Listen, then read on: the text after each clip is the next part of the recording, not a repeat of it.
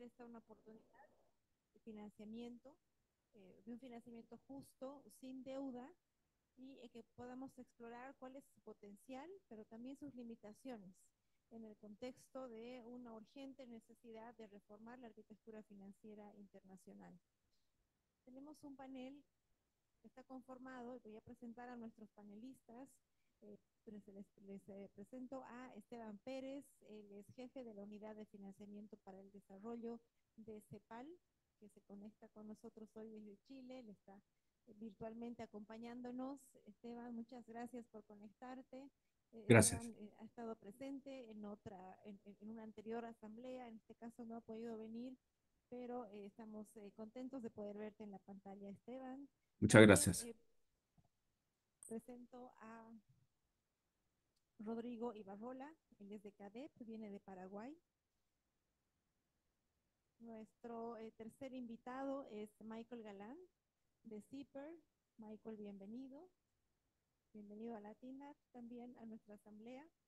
Y finalmente teníamos la confirmación de nuestra colega Jayati Ghosh, que es profesora de la Universidad de Massachusetts Amherst. Ella es de India y de último momento ha tenido que hablar en una sesión de financiamiento para el desarrollo que se está dando en Nueva York. Sin embargo, Jayati nos ha enviado un video con sus principales mensajes. Entonces, sin más preámbulo, le voy a invitar a Esteban Pérez de CEPAL. Esteban, bienvenido nuevamente, Muchas gracias. para que nos pueda compartir cómo es el mecanismo de liquidación de obligaciones financieras en el caso de los derechos especiales de giro en un contexto que estamos viviendo de alto endeudamiento. Adelante, Esteban. Bien, voy a compartirla para mi pantalla, voy para una presentación. Adelante. Sí,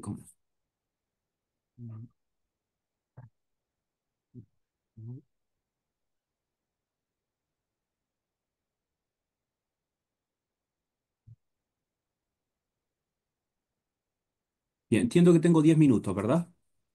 Sí. Bien, entonces yo le quería hablar de dos temas. El primer tema, para decirlo así, es hablar un poco de los derechos de giro, de lo que son algunas de las características, limitaciones, y me gustaría relacionar un poco los derechos de giro con lo de la deuda y lo que pasa en América Latina con temas de la deuda. Lo primero que me gustaría decir es que si bien los derechos especiales de giro son obviamente partes de una unidad de cuenta, para MISO y un activo de reserva, yo creo que la característica fundamental es que es un derecho potencial sobre monedas de libre uso. Y hay cinco monedas de libre uso, que son el yen, la libra esterlina, el euro, el dólar, por supuesto, y el renminbi. Y en general, realmente los países utilizan el dólar por la importancia que tiene el dólar en las transacciones internacionales, de tal forma que realmente los derechos de giro significa un uso potencial sobre los dólares. Y si se emiten una determinada cantidad de derechos de giro, tiene que tener una contrapartida de emisión o de uso de dólares. Y eso es importante. Eso es lo primero. Lo segundo que quiero decir sobre y que efectivamente Estados Unidos tiene que estar, hay un tema político, tiene que estar dispuesto, obviamente, a intercambiar, porque son intercambios voluntarios.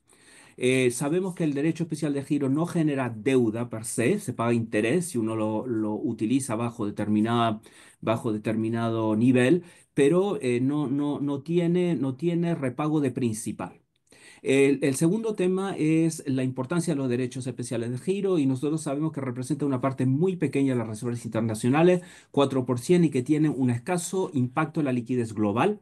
Y esto va bastante en contra de lo que inicialmente se esperaba de los derechos especiales de giro, porque no solo se crearon como para que fuera el principal activo de reserva internacional, sino también para el manejo de la liquidez y los ciclos, y nunca ha cumplido esa función desde un principio.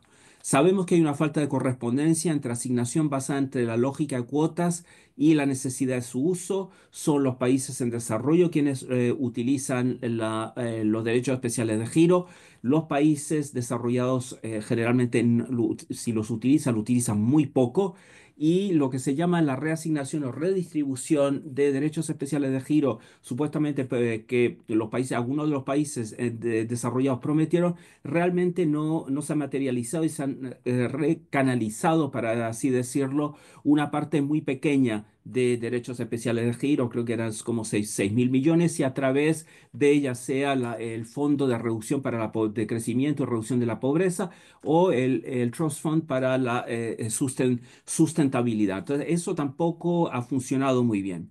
Si bien han aumentado los tenedores autorizados y en América Latina inicialmente eran dos, el banco, el FLAR, Fondo Latinoamericano de Reservas, y el Banco Central del Caribe Oriental, y ahora se ha sumado también la CAF y el Banco de Desarrollo Caribeño, pero de todas maneras los tenedores autorizados tienen una escasa utilización de derechos especiales de giro. Los derechos especiales de giro se generan en la esfera oficial. Eso hace que no se puedan generar, no se pueden intercambiar en la esfera privada. Y eso genera muchas limitaciones por el hecho de que una buena parte de los derechos especiales de giro, de la deuda, es deuda con el sector privado. Y eso para mí es una limitante muy importante de los derechos especiales de giro y en general de las propuestas de la arquitectura financiera, porque no hay propuestas muy específicas de cómo incorporar al sector privado y en parte fuera de la capitalización de los bancos y fuera de lo que se está haciendo hoy en día por el G20, de la banca multilateral, que también representa una parte importante como acreedor de algunos de los países de América Latina. Tiene flexibilidad en su uso, va a hablar, entiendo, un representante aquí de Paraguay por el tema fiscal, se ha utilizado para reestructurar deuda, se utiliza para pagar deuda oficial, para la contribución a determinados organismos, etcétera. Los derechos especiales de giro en América Latina realmente han tenido un uso dentro de la esfera oficial bastante variado desde la última emisión en agosto del 2021, aunque América Latina recibió bastante poco, 50.000 millones de dólares, y obviamente hay un tema de escala importante. Son importantes no solo por su uso, sino también porque pueden en algunos casos, no en todos los casos en América Latina, en algunos de los casos, como las comunidades más pequeñas, estoy pensando por ejemplo en el caso de Belice o en el caso de Guyana, eh, eh, para aumentar las reservas internacionales y que sea un mecanismo de estabilidad. Hasta ahí lo que son los derechos especiales de giro. El tema que yo tengo con la deuda y los derechos especiales de giro es que la deuda no es algo malo. La deuda puede ser algo bueno. Y la deuda yo creo que es algo importante. El crédito es algo central a las economías de mercado para poder generar, ingreso y para poder generar desarrollo. El tema generalmente con lo que uno tiene en la deuda es esto de aquí. Y este es el caso, por ejemplo, que yo les muestro de Honduras, donde hay una deuda total que va en aumento y el gasto social en términos de PIB simplemente disminuye. El tema es el uso, y yo creo que un tema importante de la deuda es también el multiplicador. Si hay un aumento de la deuda, quiere decir que hubo gasto. Si el gobierno aumenta el gasto, tiene que haber un efecto multiplicador en la economía. Si hay un efecto multiplicador en la economía, tiene que haber mayor ingreso, tiene que haber mayor recaudación, y una buena parte de lo que es la deuda se debería poder pagar vía un proceso de gasto. El problema que creo que hay que analizar es por qué esto no se da en el caso de América Latina. Un último tema que yo quería plantear es el tema que es la deuda, y aquí ustedes ven lo que ha ocurrido, por ejemplo, con la deuda externa como porcentaje de las exportaciones de bienes y servicios en varias economías desarrolladas y en América Latina. y cómo esto ha ido aumentando. Una buena parte de los países más endeudados de América Latina, y yo pienso en las economías más pequeñas, algunas en Centroamérica y del Caribe, es un tema estructural. Y los derechos especiales de giro no van a resolver lo que es un tema estructural. Esta es el déficit en cuenta corriente de los SIDS, Small Island Developing States, y es enorme. Para el Caribe más o menos un 12% del Producto Interno Bruto. Y esto se ha tenido a mantener en el tiempo. De hecho, si uno mira las economías más pequeñas, y aquí le muestro un gráfico del Caribe, en el caso de la Unión Monetaria del Caribe Oriental, Barbados, Belice y Jamaica. Estas economías se caracterizan por tener un déficit en cuenta corriente que viene acompañado de un déficit fiscal. Tienen un doble déficit. Y esto se tiende a mantener en el tiempo, es algo estructural y la deuda tiende a aumentar cuando estos déficits duales tienden a expandirse. Y ese es un tema que yo creo que hay que tratar para el problema, la temática de la deuda. El último tema que yo quería mencionar es el tema de lo que pasa con el dólar.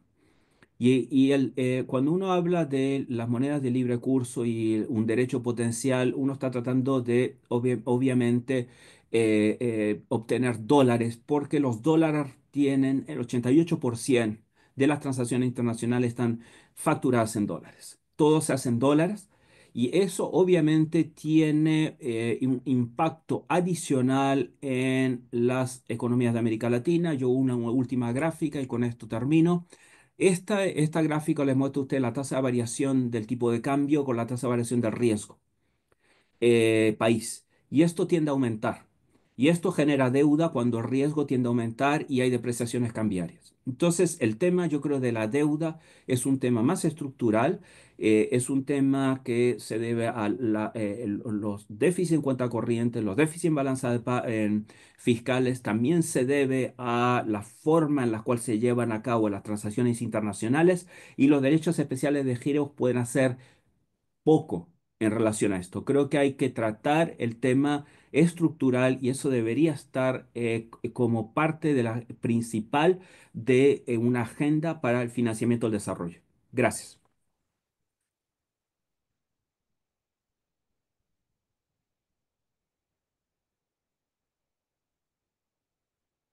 Muchas gracias, Esteban, por tu presentación, por mostrarnos cuáles son los potenciales de los derechos especiales de giro, pero también cuáles son los desafíos, ¿no? Y cómo tiene que ser todo visto de una manera y una reforma más sistémica. Justamente como mencionabas, las regiones de África y de América Latina han sido las que más han utilizado los DEC en la última emisión, evidentemente con una distribución que no ha sido y no es equitativa bajo la estructura actual de lo que son las asignaciones, pero de todas maneras los países del sur han utilizado de manera progresiva y decimos que si bien la distribución es regresiva, pero el uso ha sido un uso progresivo en nuestros países.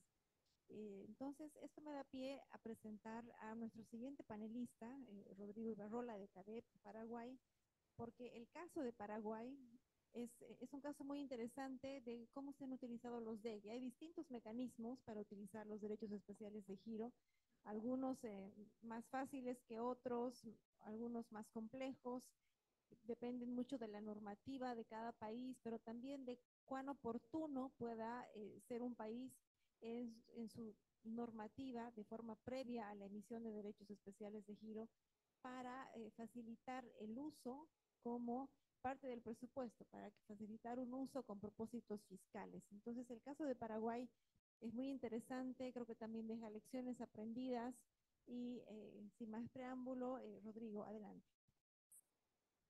Muchas gracias, Patricia. Buenas tardes a todos y todas. Yo soy Rodrigo Arrola, vengo de Paraguay y como dijo Patricia, voy a exponer un poco sobre el uso que dio Paraguay a los derechos especiales de giro.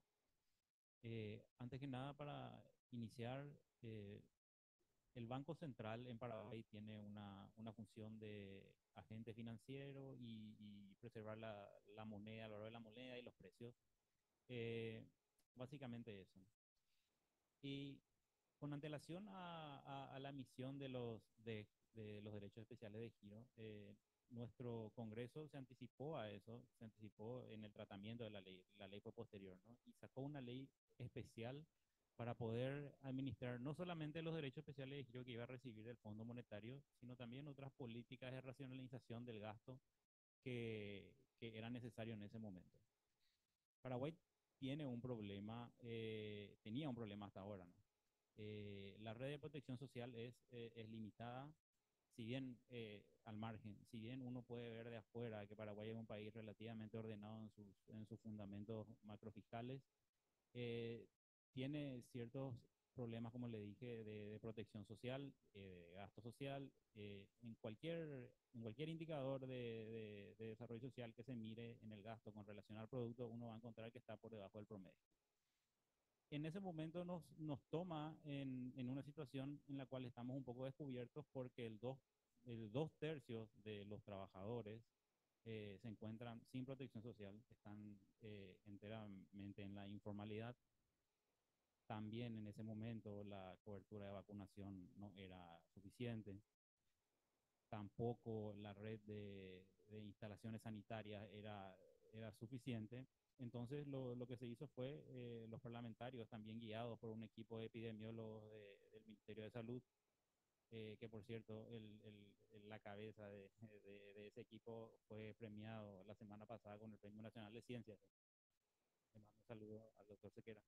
Eh, También se previó utilizar esto de manera fiscal para abordar gastos corrientes en las áreas que tuviéramos déficit, ¿no? Entonces el Banco Central firma o suscribe un convenio con el Ministerio de Hacienda, a lo cual el Banco Central le transfiere la propiedad de los derechos especiales de giro al Ministerio de Hacienda, que lo incorpora al presupuesto. En ese convenio interinstitucional, cada uno eh, adquiría ciertos derechos y obligaciones. El ministerio tenía la obligación de pagar los intereses de esos derechos especiales de giro, de pagar también, devolver el adelanto en efectivo que le hizo el Banco Central.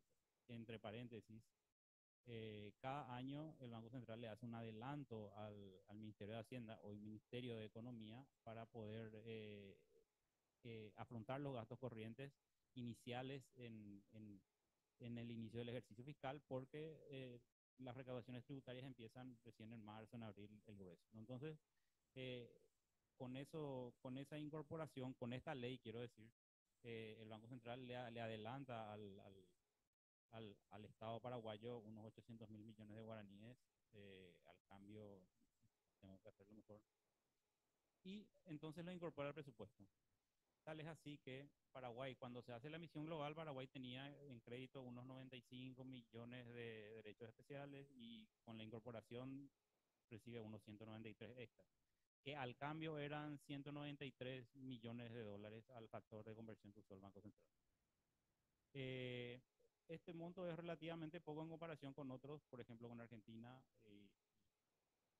Entonces, el impacto fiscal realmente es limitado, pero necesario, dadas las limitaciones que tenemos presupuestariamente. A diferencia de otros países, Paraguay, dado que ya les he mencionado, tenía sus fundamentos macrofiscales bastante ordenados, no necesitaba de reservas internacionales porque la moneda es relativamente estable. Entonces, por ahí no iba la cuestión. Entonces decidieron incorporarla al presupuesto. Y en ese sentido, eh, en la ley especial que se aprobó, se previó incorporarle nosotros le llamamos un identificador presupuestario, por el cual el sistema integrado de contabilidad uno puede rastrear a dónde fue el gasto de estos derechos especiales de giro. O sea, cada dólar gastado iba a tener un código y nosotros íbamos a poder, con el sistema de datos abiertos que también tiene el Ministerio de Economía, podemos rastrear en dónde se gastó, en qué programa, qué ministerio, incluso a qué región, a ese nivel. Es muy interesante y es muy útil. Entonces, gracias a eso y a otras consultas que le hicimos al entonces Ministerio de Hacienda, pudimos hacer reconstruir dónde se gastó y en qué se usaron estos. Entonces tenemos que la mayoría de esos gastos que hizo Paraguay se, se destinó a la pensión de adultos mayores, a la jubilación, en lo que tiene que ver con los que con la parte contributiva que estaba formalizada. También se destinó una parte importante al Ministerio de Salud para tratar de paliar el déficit en infraestructura de salud y contratación de personal médico. Hubo una expansión muy importante del personal médico en este periodo y que hasta hoy continúa, por suerte, y es un desafío mantenerlo también. Luego también se destinó una parte pequeña, cerca del 8%, al Ministerio de Vivienda para mantener el empleo en construcciones. Mantener el programa de construcción significaba paliar, no digo mantener, pero paliar ese sector de la actividad económica. Y por último, en realidad son más instituciones las que recibieron y más programas, pero yo menciono las más importantes. Una, una dirección que nosotros le llamamos la Dirección de Beneficencia y Ayuda Social, que se, como nuestro sistema de salud era precario, la mayoría no tiene seguro médico, no tenemos un sistema de seguridad sanitaria que dé cobertura a todos. Ellos recibieron un fondo por el cual la persona que no tenía seguro o que se iba a atender a un hospital público, luego esta dirección se encargaba de proveerle los medicamentos y los insumos médicos que necesitaba. Incluso luego se aprobó una ley especial por el cual las personas o los pacientes que entraban en terapia intensiva, luego el Estado sufragaba por ellos los gastos. Quiero acotar que cuando a Paraguay le tocó la ola de Omicron, le tocó allá por abril, junio, fue muy alta la cantidad de internados y la cantidad de personas en terapia intensiva que entraban en terapia prácticamente ya fallecer era un hecho. Luego fue paliando eso y estos fondos fueron muy importantes para cubrir ese sector que no tenía seguro médico y tampoco tenía un seguro social contributivo del Estado. En total, para 2021 se gastaron de los 272 millones a la conversión de ese momento, cerca de 216 millones, incluso el uso de estos remanentes continuaron hasta el 2023.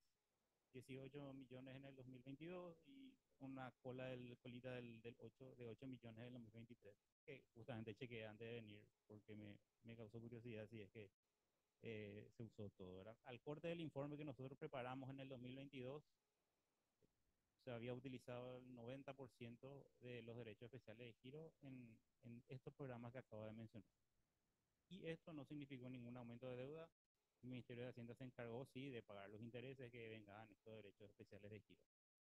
Entonces, el uso de estos recursos supusieron una ayuda importante, especialmente para la gente que no tenía cobertura. Otra cuestión que se me pasó un poco mencionar, debido a esa informalidad que existe en Paraguay y el encierro que tuvimos, habían restricciones de actividades, especialmente las que requieren presencia de las personas, ya sean restaurantes o actividades nocturnas, fueron muy afectadas. También el comercio, nuestros vecinos mantuvieron cerradas las fronteras, también se redujeron de manera importante sus ingresos. También estos recursos se fueron a paliar por un subsidio a personas, a comerciantes de ciudades fronterizas y también a las personas que se dedicaban a actividades informales que no tenían cobertura de previsión social ni alguna otra cobertura aparte. Entonces, así fue básicamente cómo se distribuyó el uso de los derechos especiales de giro. Considero que fue bastante importante y ayudó bastante a mantener y a sostener. Aún así, tuvimos un aumento de deuda importante de 10 puntos del producto durante este periodo, pero era algo que no se podía evitar. Nuestros recursos fiscales son bastante limitados, 10%, en ese momento 10% sobre el producto es de recaudación tributaria y ustedes sabrán que es un poco complicado cubrir las necesidades con esos ingresos fiscales. Y hasta ahí, muchas gracias.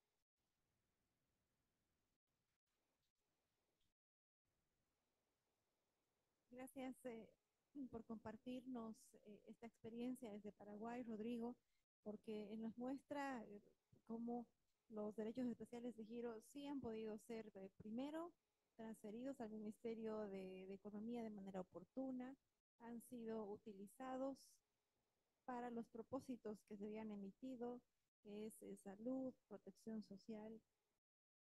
No son deuda, por lo tanto no son devueltos. Sí hay un pago de interés según cuánto se haya usado, pero no son recursos que tengan que ser devueltos desde Paraguay.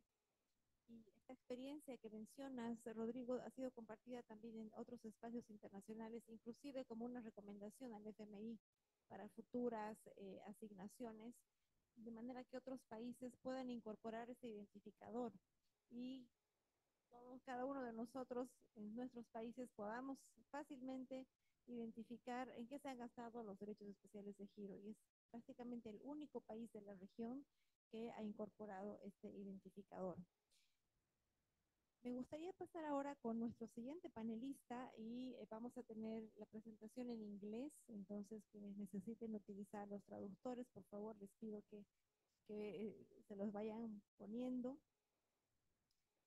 Michael Galant de CIPER nos va a hablar sobre cuáles son los mitos alrededor de los derechos especiales de giro y va a desmitificarlos, porque como se mencionó en algún momento durante esta conferencia también, hay instituciones como el FMI o los países cuyas monedas son parte de la canasta de los D, que preferirían que no se emitan los D, porque prácticamente es creación de dinero de la nada y le llega a todos los países miembros del FMI, les guste o no les guste a quienes tienen cuyas divisas forman parte de la canasta de los D. Entonces, Michael, ¿cuáles son estos mitos y por qué no deberíamos creerlos? Y basado en ello, ¿cuáles son realmente los verdaderos desafíos para que sea una fuente de financiamiento al desarrollo?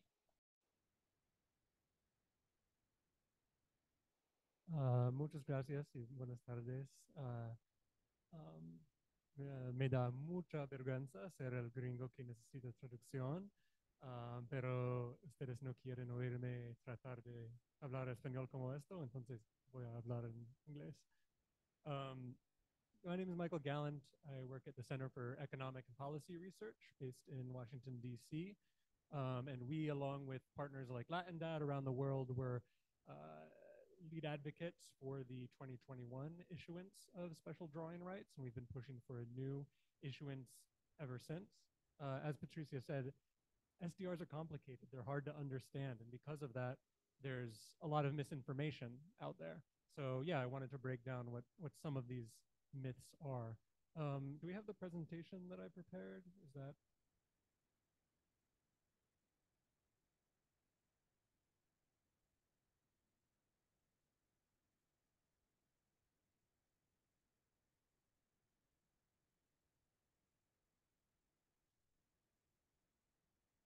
Gracias.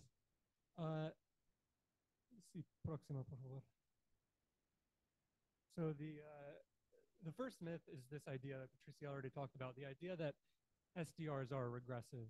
Next slide, please. Próxima, por favor.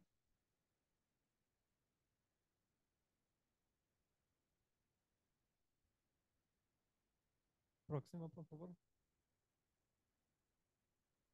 Gracias. And I'll be going quickly through these. So the SDRs are allocated according to a country's quota at the IMF, and therefore, yes, countries in the global north receive the bulk of them. But it's important to recognize that these SDRs don't benefit countries in the global north. They don't need them. They actually can't readily use them under IMF rules. So a number goes up in an account for these countries, but nothing is lost. SDRs are not taxed and then redistributed, right? They're newly created with new issuances. So nothing is lost by the fact that countries in the global north see a number go up in their account. Next slide. And so in fact, as Patricia mentioned, the actual use of SDRs is extremely progressive. I mean, look at which countries benefited from using SDRs. In fact, in the first year, 105 countries made active use of their SDRs. 104 of those were developing countries. So Greece is the only exception there. Of course, it would be great to reform the SDR distribution mechanism so that more go to the countries that need them, but it's important that this doesn't get in the way of pushing for new issuances now, because it really is a progressive mechanism at the end of the day. And I think to demonstrate that, next slide, is we just have to look at who is asking for SDRs and who is blocking them. So on this slide, we have the latest version of the Bridgetown Initiative. That's calling for a new SDR issuance. Next slide. The G77 is calling for a new SDR issuance. The V20 is calling for a new SDR issuance. And who is making the decisions at the IMF? Of course, that is predominantly the United States and a few of its allies, and they're the ones who are blocking this currently. So I think if it were in fact the case that SDRs were this regressive mechanism that just helped the global north and not the global south, we would see a very different picture here. So the second myth, next slide, is that we should really be focused on rechanneling. Next slide. Given what we just talked about, it would of course be wonderful if countries in the global north could donate their SDRs to countries that need them more. In theory, that would be great. But in practice, the mechanisms for the rechanneling of SDRs go through the IMF. Rich countries put SDRs into a pot at the IMF, and the IMF expands its lending using those SDRs. And so these come in the form of new debt, right? They have to be repaid, and they come with conditionality, IMF conditionality. So we've lost two of the key characteristics that we all loved about SDRs in the first place, that they don't have to be paid back and that they don't come with conditions. And then just looking at the magnitude, we have here on the bottom line is the amount of resources that developing countries received from the SDR issuance. The top chunk is how much advanced economies in China received. Of that, only 100 billion was ever even the target for rechanneling. And then these little lines on the side are how many have actually made their way to developing countries so far by rechanneling. So we have 3 years of rechanneling efforts that have really yielded so little in magnitude compared to what the new SDR issuance could yield. So again, rechanneling is a worthy effort, especially through MDBs. The IMF has recently allowed limited, highly constrained rechanneling through the MDBs. But it's just nothing compared to the utility of a new SDR issuance itself. Next slide. The third myth is this idea that SDRs cause inflation. We can dispense with this myth very quickly. Next slide. The IMF itself looked at the 2021 issuance. Next slide, please. And found that SDRs just did not materially contribute to inflation. The quantities involved, the quantities that are actually converted and spent are simply not enough to contribute to inflation. And certainly when inflation is being caused by supply side constraints, by sellers' inflation, it's just not the case that they contribute to inflation. Next slide. Now there's an idea that SDRs are expensive to use. Next slide. And it's true that SDRs have gotten more expensive to use. So if you have SDRs in your account and you draw them down, you have to pay interest on the amount that you've drawn down. And the interest that you pay has increased in recent years. So it went from really negligible amounts to what you see here today.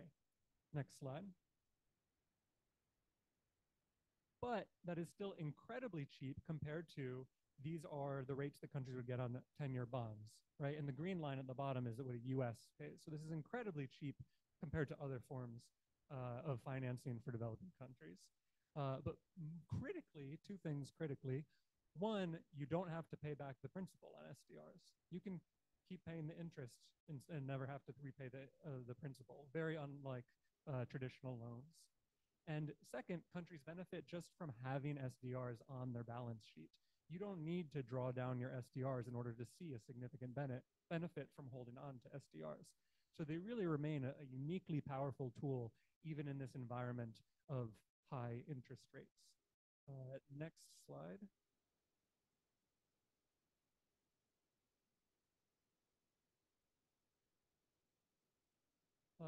And next slide again, please. So again, then there's this thought that SDRs are really this small niche issue. And of course, they're hard to understand, so it feels like that. But I really want to impress how important this is. The SDR allocation was by far the biggest thing, the largest form of multilateral support for countries in the global south in response to the pandemic. It was, what you have here is the fiscal response of advanced economies, and then the SDR issuance, and then you have these little comparisons, the highly limited forms of debt suspension, debt relief that really was not forthcoming in response to the pandemic. The SDR issuance brought more resources to the global south than an entire year of foreign aid combined in one instant. So this is really a massive quantities that we're talking about. Based on the relationship between recessions and mortality, it very well could have saved tens of thousands of lives. And we've heard great examples of how SDRs were used. Next slide. And it is true, a new SDR issuance, especially if it happens at an ad hoc basis, is a band-aid, right? These are one-time infusions of resources. This is not the global, large-scale transformation of the global economic architecture that we in this room would all love to see. But it loosens a highly important constraint, access to resources that don't come with conditions. This is hugely important, so much so that it would not be me if I didn't mention the NIEO in my presentation. In the NIEO, in 1974, 50 years ago, they called for repeated SDR issuances to maintain liquidity in the global economy for countries in the global south as a part of their vision of a revamped global economic architecture. Next slide.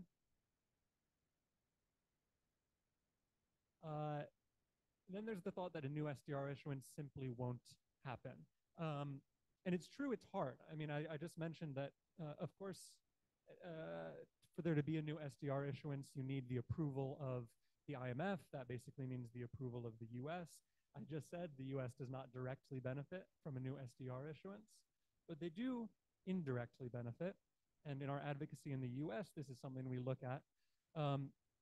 In terms of, the US benefits greatly from a new SDR issuance in terms of greater economic stability, therefore political stability, its attendant effects on migration, and by the fact that you have all these countries with more resources with which to buy US exports and therefore create jobs in export-related industries in the US.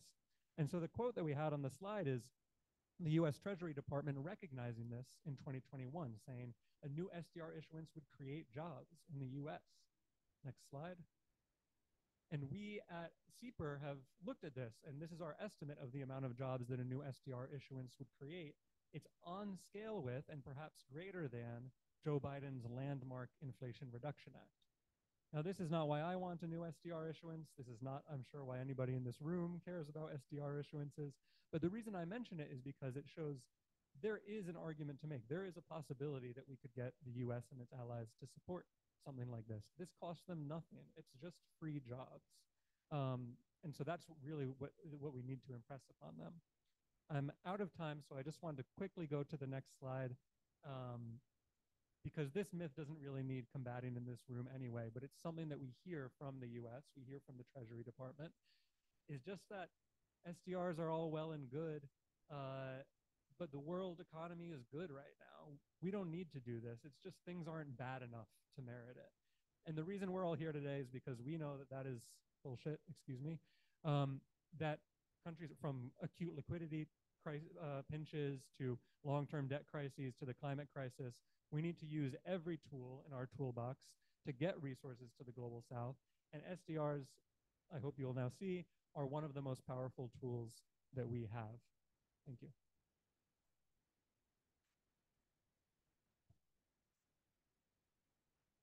Muchas gracias, Michael, por enumerar con tanta claridad cuáles son esos mitos que en realidad son solamente mitos, no son verdad respecto a los derechos especiales de giro, y también destacar el trabajo de CEPR en Estados Unidos con el Congreso y con distintos actores hacia una nueva asignación de derechos especiales de giro, en las que también otras organizaciones como Latindad y de otras regiones se han unido.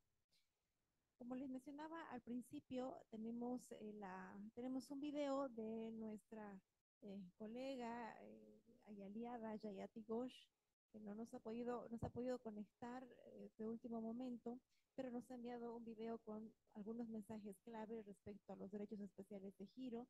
Ella ha estado eh, promoviendo y apoyando la asignación de derechos especiales de Giro en distintos espacios, ha apoyado a Latindad también en distintos comunicados y campañas que hemos realizado.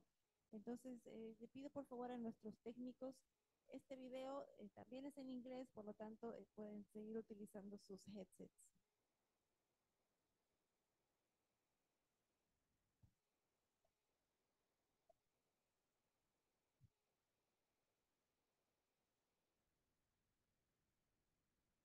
No, no está funcionando el audio del parlante.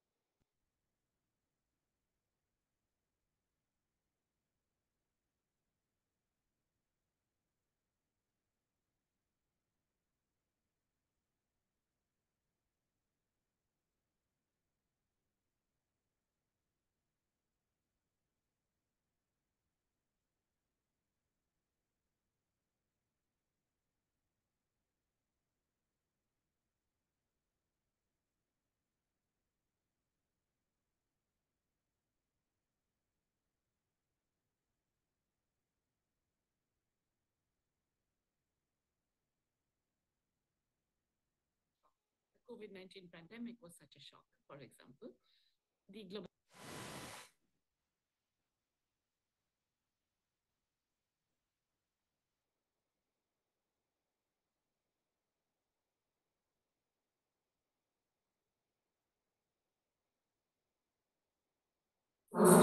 a major catastrophe of some kind. It could be war. It could be a terms of trade shock when dramatically global prices change for your exports and imports without your having anything to do with it. It could be an interest rate shock.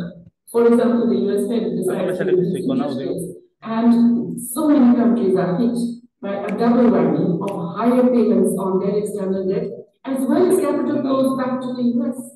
So that, in fact, they're not getting other kinds of flows in their capital accounts. So SDR should be made, there should be clear criteria in terms of specific shocks that are not how economies are making, and SDR should be available in proportion to that kind of loss to enable countries to deal with those shocks. And of course, this selective SDR allocation will require change in the international agreement. The annual allocation of SDRs that we have proposed every year to be increased, that will not require it. But changing the allocation, currently it's allocated, as we know, according to quota, that will definitely require a change in the memorandum of agreement. And that's where the whole issue of SDRs becomes so closely linked with the issue of governance of the IMF. Because we all know that there are problems with the governance of the IMF, and we also know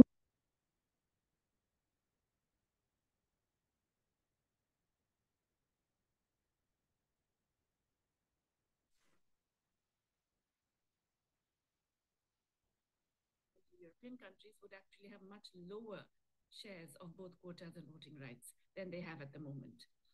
But instead, what is happening is that the rich countries that control the voting in the IMF board are simply enabling increases in quotas or slight changes without going back to that original formula. And they're able to do that because currently they command a majority, and the US commands 16% of the voting share alone.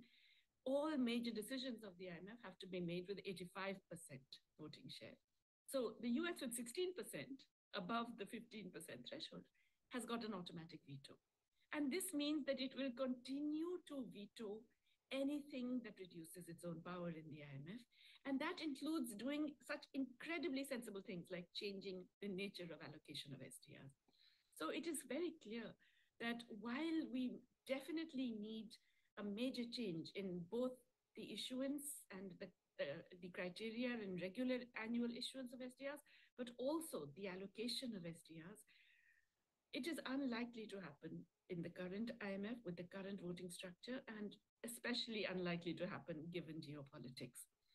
This means that all of us here in LatinDad, everywhere else in the world where we are concerned about this issue, we need to think of perhaps alternative arrangements that mirror or broadly are along the lines that I have suggested in terms of some way of providing a global financial safety net. Remember, the IMF was supposed to be a global financial safety net. It hasn't really played that role, but it can use SDRs to play that role. If it is not doing so, we need to be thinking of alternative structures that would broadly adhere to the points that I've just been making. Because it's only when faced with challenges of that sort, with the extreme possibility of being marginalized, that the IMF and the powers that control the IMF are really likely to change. Thank you so much for giving me this. Bueno, voy a agradecer de parte de todos también a Jayati por enviarnos este video con estos mensajes donde enfatiza que deberían tomarse otros criterios para la asignación basados en las necesidades y no en las cuotas del FMI, y que además deberían haber emisiones anuales de derechos especiales de giro ante shocks externos, como ha sido el claro ejemplo tras la pandemia. Hemos comenzado tarde por problemas técnicos, entonces estamos ya sobre la hora. Así que yo les invitaría a que podamos tener unas 3 preguntas, si hubieran, para nuestros panelistas. Tenemos a Esteban de CEPAL en línea, tenemos a Rodrigo y a Michael acá presentes. Entonces, si hubieran algunas preguntas, adelante por favor, Enrique.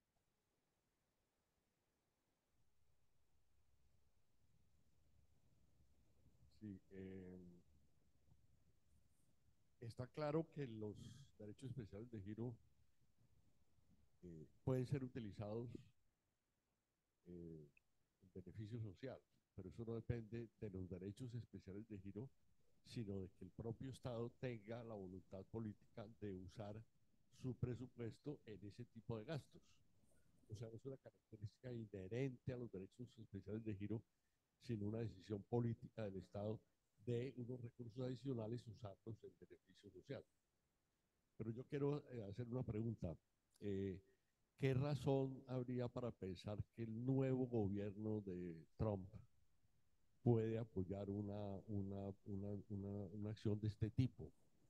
Es decir, ¿hay algún indicio o alguna cosa que nos permita, porque creo que depende críticamente de la decisión de Estados Unidos de apoyar eso, ¿no? Tienen una, un poder de veto en el Fondo Monetario Internacional por su participación.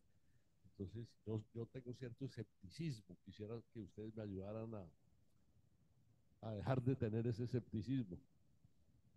Gracias. Vamos a tomar un par de preguntas más. Más que una pregunta, es un comentario pequeñísimo, pero quisiera conocer sus reacciones. No, en primer lugar, además de todos los desafíos que ya se han mencionado, pero yo quisiera insistir en que algo que es importante discutir es cómo se van a ingresar los derechos especiales de giro al Estado, al Banco Central o al Ministerio de Finanzas. Por ejemplo, la experiencia en Ecuador se usó de una manera, yo creo que inteligente, porque se permitió expandir tanto el balance del Ministerio de Finanzas como el balance del Banco Central.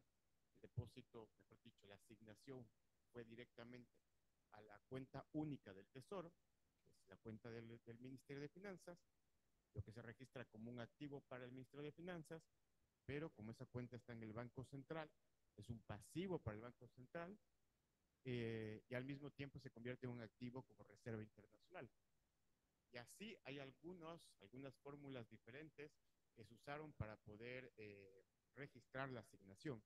Y ahí digamos, generar recursos importantes, dependiendo de qué mecanismo se use. La segunda cuestión es algo que ya han mencionado mucho, no voy a insistir en eso, pero es que ver cómo redirigir los DEX que reciben países que tienen exceso de liquidez. Y una tercera cosa que digamos, creo que también es una preocupación de Esteban, de CEPAL, tal vez estoy interpretando mal, pero es discutir, no lo sé, yo no tengo una posición todavía, pero discutir si es que esto, bueno, es evidente que no es una solución tal vez estructural, pero lo que nos toca discutir es, además, ¿no fortalece la dependencia financiera? Me pregunto solamente, no estoy seguro.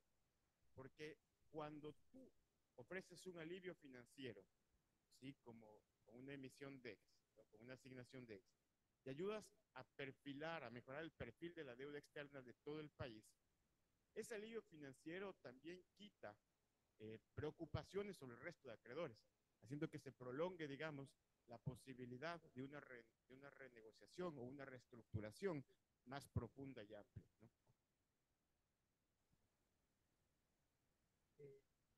Hola, bueno, antes que nada, creo que es una pena no haber tenido a Yayati contigo, porque igual hubiera sido bastante lindo interactuar con ella. Pero bueno, yo quisiera recoger un tanto la presentación de todos y exponer un tanto unas dudas porque, pues bueno, son visiones que recogen muchos cuestionamientos en torno a los DEC y me dejan más dudas que respuestas. Primero, retomando los comentarios de Esteban, en función de que, bueno, la deuda como tal requiere un trato más integral y que los DEC pueden hacer muy poco,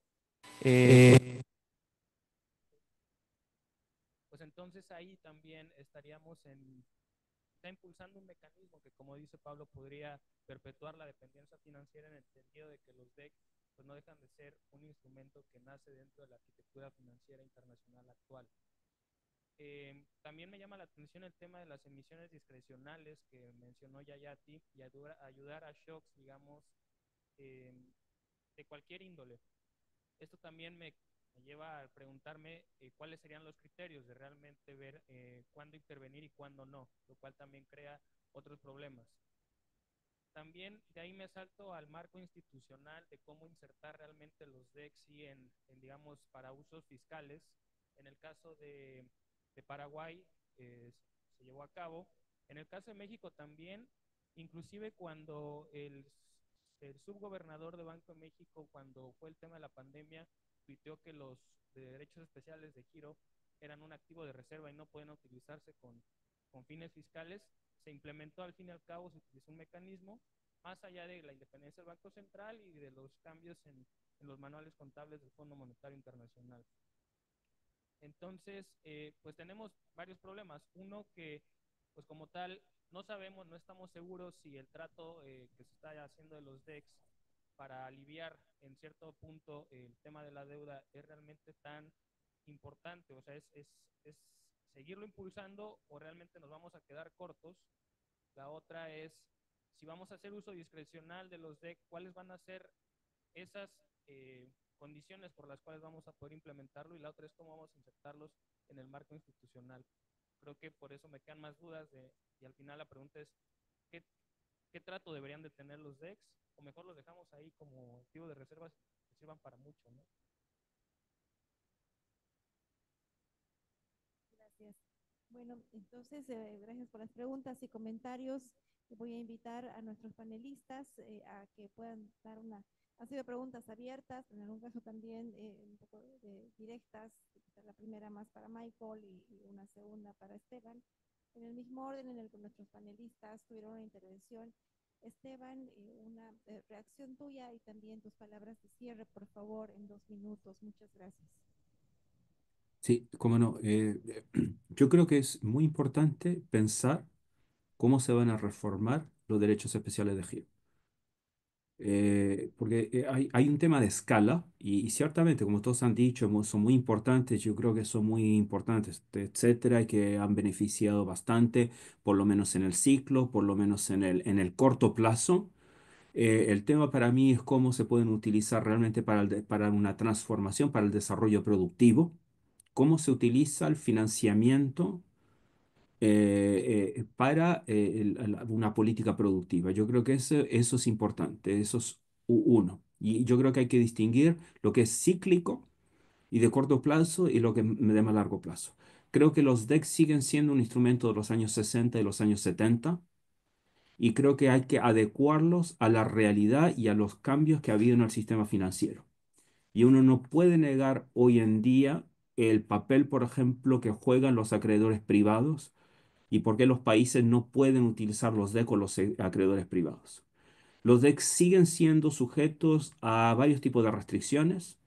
Una restricción, por ejemplo, y con esto termino, son los acuerdos bilaterales que firman los países con el Fondo para el Crecimiento y la Reducción de la Pobreza, donde los países supuestamente reciclan los DECs, pero tienen la prerrogativa de volver a obtener los DECs y los países se los tienen que obtener en caso que tengan un problema de balanza de pagos que todos sabemos que no lo van a tener. Y el tercer punto es que mientras las economías de América Latina no puedan emitir una moneda de reserva internacional, siempre van a tener el problema del financiamiento y el problema de la restricción externa, y ese es un obstáculo importante para el desarrollo económico y social. Gracias. Muchas gracias, Esteban. Rodrigo.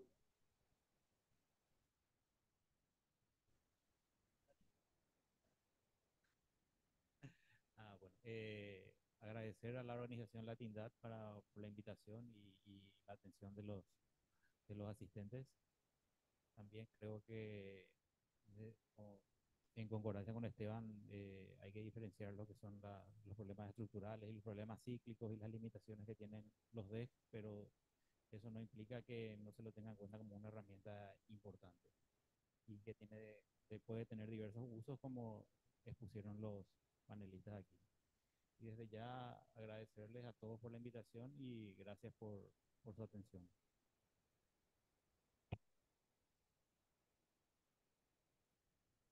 Thank you. I think I'll speak to the question of Trump. That's probably what I'm most qualified to speak on. Look, I'm with you, always a pessimist of the intellect, optimist of the will, I think is the expression. Look, as Guillaume, my colleague, spoke about this morning, Trump is full of contradictions and his coalition is full of contradictions. I think there's a significant part of his coalition who would be opposed to something like this because they just support traditional IMF lending. They think loans should come with strings attached, and those strings should be austerity and privatization. But there is another element of the Trump contradiction that sees the world as a set of business decisions with clear pros and cons, and this is something that costs the US nothing, creates jobs for the US. The labor unions want it. Labor unions in the US have asked for it. Trump is increasingly winning over sort of segments of the working class, so that's increasingly part of his constituency. And Wall Street has called for, or the International Chamber of Commerce has called for a new SDR issuance. So there are clear economic benefits to the United States in terms of jobs, in terms of, look, I did this thing that cost us nothing and brought home jobs. So I think it's not entirely hopeless under Trump. I agree with your pessimism generally, but I think that there's reason to have some level of hope. And this also speaks to one of the other questions is, as I mentioned, SDRs are not the transformation that we need, right?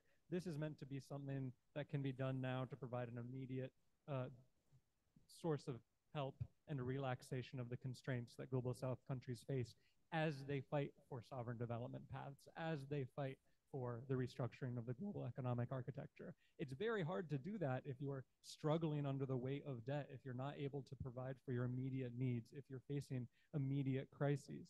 And so this is something that's supposed to temporarily relax some of those constraints as we also look towards and fight for the much more important long-term structural change. Muchas gracias a nuestros panelistas, Esteban, que nos has acompañado de manera virtual, Michael, Rodrigo, gracias a ustedes también, a todos los quienes están acompañándonos ahora en esta audiencia con esta mesa sobre derechos especiales de giro. Creo que nos quedamos con lecciones aprendidas, nos quedamos también con mayor claridad de qué son los D, cuál es el mecanismo de uso, pero también conociendo que es una parte, es una pieza más dentro de este rompecabezas que es parte de las reformas que se necesitan. Es una pieza importante, no resuelve todo el problema, pero en momentos, como decían algunos de los panelistas, como shocks externos, como el COVID, o actualmente el financiamiento climático, pueden generar un cambio importante en cuanto al financiamiento urgente y de corto plazo que requieren nuestros países. Nos quedamos con estas reflexiones hacia cuáles pueden ser los desafíos, también esperanzas que menciona Michael respecto a la posición que puede tener Trump en Estados Unidos en este tema, y definitivamente es algo que vamos a seguir trabajando, y quienes estén interesados también en trabajar ese tema desde sus países, pueden contactarnos. Muchas gracias, y tengo un anuncio final. Se cancela la siguiente actividad del programa y nos vemos directamente a las 8 en el piso 9 para el cóctel de aniversario de la tienda. Muchas gracias. Muchas gracias por la invitación. Muchas gracias.